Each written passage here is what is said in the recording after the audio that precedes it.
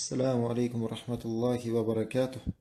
الحمد لله رب العالمين والعاقبة للمتقين والصلاة والسلام على رسول الله وعلى آله وأصحابه أجمعين. Аллах субханаху ва тааладын жардамы бүгін сабақты баштап жатабыз. Бүгін ушул сабактын аталышты атагандай эле орозо тууралуу 10 эң башкы маселе. Ушул орозо алхамдулилlah Аллах таала шексиз шүгүрлөрдү айтабыз, шексиз мактоолорду айтабыз. Бул айында деген Аллах таала Куранды түшүргөн берекелүү Куранды жана көптөгөн жакшылыктар бар бул айдын. Бул айдын фазилеттери тууралуу, кандай орозонун фазилеттери бар, булар тууралуу өзүнчө сабак өткөн болчубуз. Эми бүгүн орозого тиешелүү маселелер бар. Ошо көп суроолор дагы түшүп калат ушул тууралуу. Анан жеңилдетүү болуш үчүн иншалла мына бүгүнкү сабак Шейх Солих ас-Синди деген ошо биздин аалымдардын бири, ошо Медина шаарында аалым бар. Бул өзү деген Медина шаарындагы эл аралык Ислам университетинде акыйда боюнча устаз болот. Бул акыйда боюнча сабак берүүчү шейхтердин бири. Ушуну ошо кыскача кичинекей китепчеси бар, сабагы бар. Ошо орозо тууралуу 10 эң башкы маселе деген. Анан шейхтин сөздөрүн окуп баштай берели. Айтат, Аллах тааланын ырайымы менен ошол өзүнүн момун пенделерине көрсөткөн ырайымдары, анан өзүнүн көптөгөн жакшылыктары жана улуу ошол өзүнүн шариятында болгон өзүнүн жакшылыктарынын бири бул мына ушул биздин коногубуз дейт. Ушул орозо Рамазан айынын конок деп айтып жатат. Мына ушул бизге келип турган коногу. Ушул берекелүү Рамазан айы. Жана кандай эң сонун дейт, кандай гана жакшы дейт, качан мусулман ушул улуу айды ошол өзүнүн дининде түшүнүк менен ушул ай тууралуу өзүнүн илими менен бул айды тосуп алуусу, бул айды илим менен өткөрүүсү бул кандай сонун нерсе дейт. Жана Аллах таала эмнени бизге парз кылган болсо ушул ай тууралуу ошонун баарын адам билген болсо бул кандай сонун нерсе дейт шейх. Кандай жакшы нерсе дейт.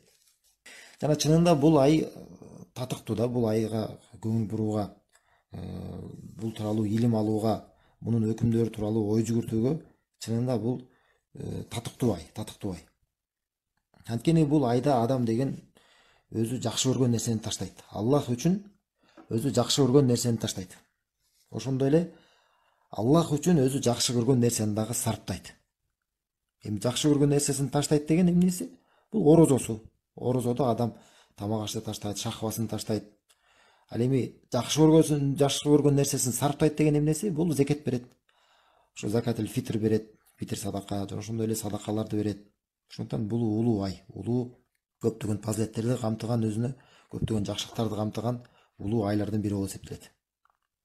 Жана бул айда деген адамдар орозо кармайт, намаздарды окушат, парз намаздарды, нафил намаздарды. Жана көбүнчө ушул айда адамдар садакаларды беришет, кембагалдарга сарпташат, зекеттерди беришет. Садака айы, жана ошондой эле бул ай умра айы. Адамдар умра кылышат бул ай кичи ажылык. Жана ким эгерде бул Рамазан айында умра кыла турган болсо, пайгамбар менен бирге, пайгамбар саллаллаху алейхи вассалам менен бирге ажылык кылгандай сооп калат. Ошондой эле бул зикир айы, бул Куран айы, көптөгөн кандай зикирлерди кылышат адамдар, Аллахты эскеришет, ошондой эле Куранды көпкө окушат, Куран айы. Жана ошондой эле көптөгөн жакшылыктарды камтай турган ай. Ошондой эле бул айда мына эң башкы адамдар орозо кармайт. Орозо деген бул адам үчүн бул калкан болот. Адам үчүн калкан. Кандайча калкан? Бул адам менен ошо тозоктун ортосунда болгон адам өзү бул орозо аркылуу тозоктон өзүн сактай алчу калкан болот. Ошондой эле адам өзү менен жана күнөөлөрдүн ортосун тосо турганда калкан болот. Калкан деген бул ошо щит да, щит. Калкан бул ошо адам тосот. Жанагындай мисалы жана согушта мисалы жаалардан мындай тосуп алат го, өзүн тосот. Ушундай сыяктуу да бул щит. Эмнеден өзүн тосот. Ушундай эле бул орозо дагы ушундай бир калкан сыяктуу. Адамды тозоктон сактайт, ошондой эле күнөөлөрдөн да сактайт. Бул ушу хадисте келген да, пайгамбар саллаллаху алейхи вассалам өзү айткан да ушинтип. Жана бул ай башынан аягына чейин эле Аллахтын ырайымы менен толгон ай. Ошондой эле Аллахтын кечирими. Бул айда адам Аллахтын ырайымына, Аллахтын кечиримине, тозоктон куткарууга жеткенге мына мүмкүнчүлүгү бар, мына мүмкүнчүлүктөр болот ушул айда.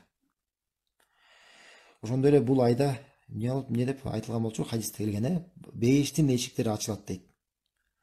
Ошондой эле бул Рамазан айында бейиштин эшиктери ачылат, ошондой эле тозоктун эшиктери жабылат. Анан мына биякта шейх айтат, анан ушул орозо айынын фазилеттери болгондуктан 10 эң маанилүү маселени айтып түшүндүрүп кетейин деп чечтим дейт да. Ушул орозо тууралуу 10 эң башкы маселе бар. Бул Ол маселени ар бир мусулманга билүүсү тийиштүү, билүүсү өтө маанилүү болот.